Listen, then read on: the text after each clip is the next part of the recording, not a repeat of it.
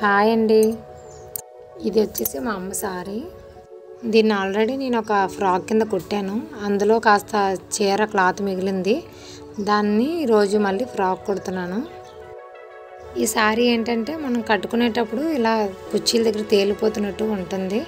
అదే పిల్లలకి ఫ్రాక్ కింద కానీ కుట్టినట్లయితే ఇలా ఎత్తినట్టుగా ఉంటుంది కదా. క్యాన్ ఏ అవసరం లేదు, చాలా నీట్గా కనిపిస్తుంది, బుట్టలాగా వస్తుంది.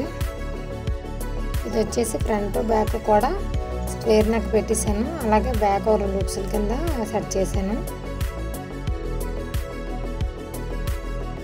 ఇలా కుట్టిన ఈ టాప్కి ఫ్రంట్ బ్యాక్ కూడా ఫ్రిల్స్ అనేవి పెట్టేశాను. ఇప్పుడు ఏంటంటే బాగా ట్రెండ్ అవుతున్నాయి కదా ఇలాంటి ఫ్రిల్స్, దానికోసమని ఫ్రిల్స్ అనేవి స్టిచ్ చేశాను. ఫ్రంట్ బ్యాక్ అటాచ్ చేసుకున్న తర్వాత ఇలా ఫ్రిల్స్ అనేవి పెట్టేసుకోండి. నెక్స్ట్ వచ్చేసి ఈ ఖర్చు అనేది మనకి పోగుల్లా కనిపించకుండా ఫస్ట్ రైట్ సైడ్ నుంచి కుట్టుకొచ్చేయండి. ఇలా రైట్ సైడ్ అనేది కుట్టేసిన తర్వాత ఇలా మళ్ళీ ఉల్టా చేసి మళ్ళీ స్టిచ్చింగ్ అనేది చేసేయండి. అంతే, ఫైనల్ ఫ్రాక్ రెడీ.